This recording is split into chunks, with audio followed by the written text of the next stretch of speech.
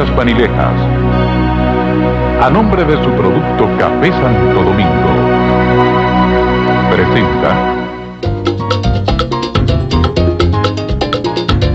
el cafecito del día. El cafecito.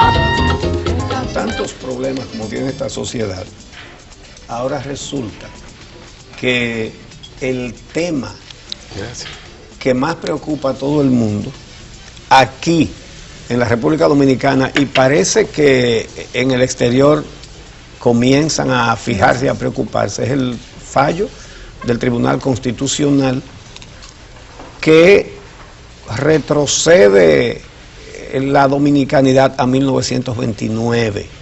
Y hemos invitado al jurista Eduardo Jorge Prats, experto en Derecho Constitucional, para que nos ayude a analizar esta situación. Así que compartimos este cafecito contigo. Bienvenido. Buen día, un placer estar aquí con ustedes. Pues esta sentencia viene a reproducir lo que fue el precedente sentado por la Suprema Corte de Justicia en el año 2005, cuando estableció que la Constitución de 1966, cuando hablaba de extranjeros en tránsito, pues esto no incluía a los hijos de los inmigrantes ilegales, no obstante que habían echado lazos en el país, no obstante que tenían décadas residiendo, aunque de modo irregular. Esa decisión de la Suprema Corte de 2005, que prácticamente es la misma que la de ahora, lo único que esta vez el Tribunal Constitucional ha ampliado los conceptos, se produce incluso después que la Corte Interamericana fallase el caso Jan y Bosico, donde estableció claramente que la condición migratoria de los padres no se transfiere a los hijos. Claro. El Tribunal Constitucional vuelve y comete el mismo error que la Suprema Corte de Justicia, esta vez haciéndolo de modo retroactivo, porque las disposiciones de la Constitución de 2010, que establecen que no se adquiere la nacionalidad por el ius soli cuando se es hijo de un extranjero, de un inmigrante ilegal, pues se supone que se iba a aplicar para el futuro, y esta vez se ha hecho una aplicación retroactiva. Es una decisión que por demás no solamente viola el principio de retroactividad, sino que también viola el principio de favorabilidad, porque la propia Constitución de 2010, en su artículo 74, numeral 4, establece que los derechos fundamentales tienen que interpretarse a favor de la persona. Es lo que en el constitucionalismo se conoce como el principio indubio pro homine, indubio pro libertad. En caso de duda, se favorece la libertad, se favorece el derecho, se favorece la máxima efectividad del derecho fundamental. Y en el caso de Juliana Pierre, los derechos han sido interpretados en contra de ella, porque ella tenía una mejor condición. Antes de ella llegar al Tribunal Constitucional, estaba en mejores condiciones que cuando salió. Entonces, el Tribunal Constitucional, no conforme con eso, de que esta pobre Juliana va a que se le reconozca su derecho, extiende los perjuicios de esa sentencia a todos aquellos que no fueron parte del proceso. ¿Qué significa eso? Eso es una de las cosas más peligrosas que tiene esa sentencia, y es que el Tribunal Constitucional hace aplicación de la doctrina colombiana del estado de cosas inconstitucional, que fue utilizada por la Corte colombiana como una manera de enfrentar los casos de violaciones sistémicas o estructurales de derechos fundamentales. Por ejemplo, el caso de los desplazados por la violencia, que son millones en Colombia, el caso de los beneficiarios del sistema de seguridad social que demandaban en tutela, lo que nosotros conocemos como amparo, para el reconocimiento de determinada prestación social, y la Corte colombiana lo que hizo fue decir, bueno, al fallar ese amparo, como yo sé que hay pendientes 500, 1000 amparos, 1000 tutelas en todo el país, yo voy a extender los beneficios de esta decisión a todo el mundo. Pero los beneficios, Uchi, no los perjuicios. Sí. Entonces el Tribunal Constitucional dijo, bueno, yo voy a negarle la nacionalidad a Juliana, y encima de eso voy a hacer extensiva esta decisión erga omnes a todos quienes no son Juliana ni han sido parte de este proceso, que es lo que los críticos de esta sentencia llaman la desnacionalización. Pero, a ver, Quisiera que en términos prácticos veamos cuál es el significado de esta sentencia, porque cuando se habla de 1929 y vemos de manera particular el caso de Juliana de Guispié, vemos que ella fue declarada ante el Registro Civil de la República Dominicana. Sus padres no mintieron acerca de su nacionalidad cuando la declararon, admiten ser haitianos.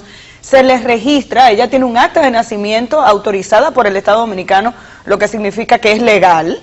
Y luego en el tribunal le piden un acta oficial cuando la misma Junta se había quedado con el acta oficial y ella lo único que tiene es una fotocopia. Y es en base a eso que el tribunal decide no reconocerle el derecho de que la Junta Central Electoral le dé su cédula. Dice, es que usted necesitaba traer aquí un acta de nacimiento original, pero ella declara que la Junta se la quitó. ¿A eso fue que fue? Entonces, sí. Posteriormente el Tribunal Constitucional falla y habla de analizar todos los casos de 1929 para atrás, hacia adelante. ¿De qué estamos hablando cuando el tribunal dice, veamos los casos del 29 para acá? No, se está hablando de una especie de auditoría de lo que es el registro civil, bajo este concepto de que todo hijo de inmigrante ilegal no se considera en tránsito, es decir, haciendo una aplicación retroactiva de las disposiciones de la Constitución. Es cierto que ellos dicen, no se está haciendo una aplicación retroactiva, porque en realidad estamos interpretando la Constitución del 66, que ya la Suprema Corte de Justicia había dicho que significaba eso, pero precisamente eso fue lo que la Corte le dijo a este país, que no podía ser un concepto de nacionalidad. Y aquí hay un elemento fundamental. La nacionalidad no es un simple atributo que el Estado confiere discrecionalmente. La nacionalidad por el ius soli se adquiere por el solo hecho del nacimiento en el lugar. Claro. No es algo que está sujeto a condicionamientos que pueden ser irrazonables, como por ejemplo la propia Constitución señala que el legislador puede decir que tránsito es cualquier cosa. No. Tránsito tiene un concepto del derecho internacional público que no puede ser desconocido. El Tribunal Constitucional trata de hablar de transeúnte y extranjero en tránsito. Yo creo que es un juego de palabras, como diría Borges. Sí. O sea, es cierto que la diferencia entre una procesión y una charanga es que en la procesión el Cristo va delante y en la charanga el Cristo va detrás. Pero, por el amor de Dios, extranjero en tránsito, extranjero transeúnte, es realmente... Yo pienso... dice el editorial del periódico Hoy de Hoy que es una transitoriedad sin bordes ni límites. Pero algo más. Los defensores de esta sentencia dicen, pero en el fondo va a haber un plan de regularización que va a permitir que una persona pueda... Pero bueno, ¿para qué darle esa vuelta? No, en la sentencia, ¿dónde está? ¿Por qué dar esa vuelta por la Plaza Bandera cuando yo me puedo ir por la privada? Es decir, si esta persona nació aquí, es decir, ¿por qué obligarla a un proceso tortuoso como lo es la regularización? Pero otra cosa, Amelia, lo que a mí me preocupa esta sentencia no son los hijos de inmigrantes haitianos. A mí no me preocupa eso. ¿Cuál es la procedencia de tu apellido, de tus apellidos? No, tampoco me preocupa de eso porque mi mamá es de Higüey y es dominicana. No me preocupa eso. Yo estoy en la misma situación que Peña Gómez, que es hijo de una dominicana. Aunque, es decir, aunque su familia, por un lado, sea extranjera. Lo que me preocupa a mí es el efecto que va a tener esta decisión sobre cosas que no tienen que ver con los haitianos ni con los inmigrantes ilegales. Por ejemplo, el principio de que la Convención Americana sobre Derechos Humanos, como dice el presidente de la Junta Central Electoral, está al mismo nivel que la Constitución. Sí, lo establece el artículo 74, numeral 3, pero precisamente eso fue lo que desconoció el Tribunal Constitucional.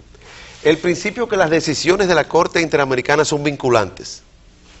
El principio de la interpretación favorable, el principio de no retroactividad. Eso aplica a las empresas que demandan en amparo. Eso aplica al periodista que demanda en amparo en respeto a su cláusula de conciencia. O sea, es un conjunto de principios de interpretación que tienen un efecto perverso en el ordenamiento jurídico dominicano. Y el aspecto de que en una sentencia del Tribunal Constitucional se hacen razonamientos y alegatos basándose en una constitución ajena.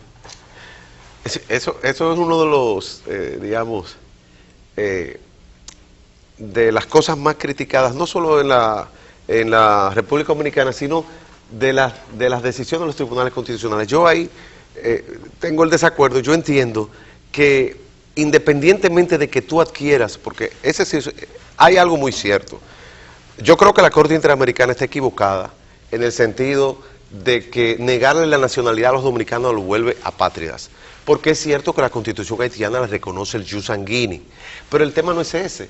El tema es que ellos adquieren la nacionalidad dominicana, aunque tengan la haitiana. Eso no está en juego. Además, es un problema de goce efectivo de los derechos. El propio Tribunal Constitucional señaló que hay una cláusula que se llama la cláusula del no retroceso social, es decir, nunca para atrás como el cangrejo. Una vez tú logras un derecho adquirido, por ejemplo, el auxilio de cesantía, si viene una reforma del Código de Trabajo, hay que sustituirlo por un seguro de desempleo, porque tú no puedes hacer erosionar las conquistas sociales. Pues lo mismo pasa con la nacionalidad. Claro. Si ya había un estatus mal que bien reconocido al amparo de la Constitución del 66, ¿para qué dar una interpretación perjudicial en contra de las personas? Pero brevemente en la práctica, Eduardo, ¿qué va a pasar ahora?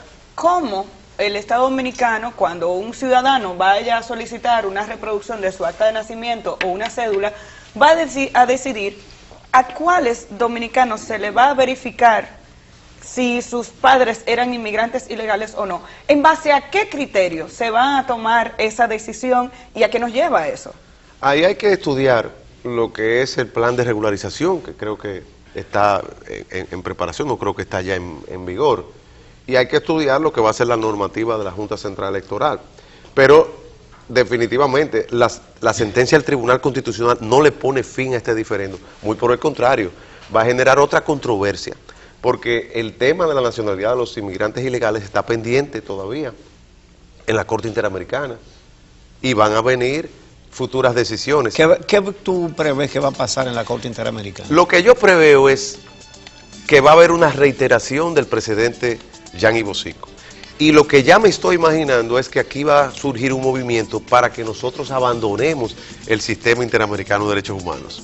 Porque lógicamente, los jueces de aquí, tú puedes decir que son jueces nombrados por Miguel de Vargas, por Leonel Fernández, pero los de San José, Costa Rica, no tienen que ver con esto de la República Dominicana. Son jueces imparciales, claro. No tienen un interés creado, porque contrario a lo que mucha gente piensa, no hay una conspiración contra la República Dominicana. La conspiración la tenemos nosotros, los dominicanos, que no queremos reconocerle derechos. Porque déjame decirte, ¿tú piensas que aquí está en juego solamente el derecho de Juliana Ramírez?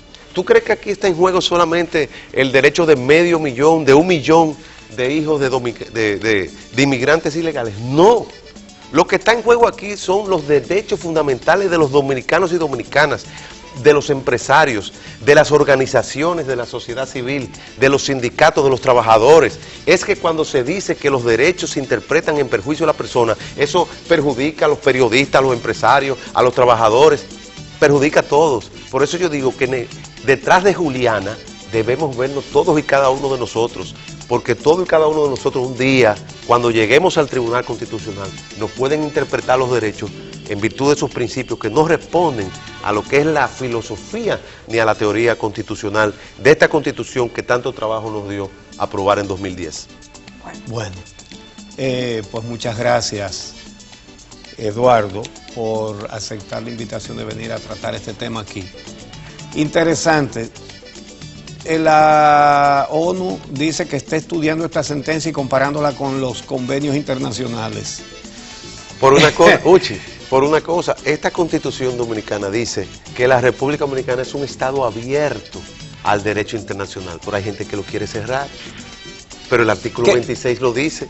En dos palabras, ¿qué consecuencia acarrearía para la República Dominicana si un día a alguien se le ocurre, se puede ocurrir cualquier cosa, lo estamos viendo, decir, nos salimos de todos los sistemas y de todos los cónclaves internacionales? Pero si eso pasa, el Estado de Derecho sufre un retroceso, porque precisamente la Corte Interamericana es la cuarta instancia, es allí donde nosotros vamos cuando no encontramos jueces en Santo Domingo. Cuando no encontramos justicia en República Dominicana, ¿para dónde tenemos que arrancar? Para San José, Costa Rica. Pero eso pasa en Argentina, eso pasa en Brasil, eso pasa porque el mundo ha evolucionado a un sistema global de protección de los derechos fundamentales. Muchísimas gracias, Eduardo, Jorge, por venir a compartir con nosotros tu análisis sobre esa sentencia del Tribunal Constitucional. Nos reencontramos mañana aquí en El Día. Ya. Industrias Vanilejas, a nombre de su producto Café Santo Domingo, presentó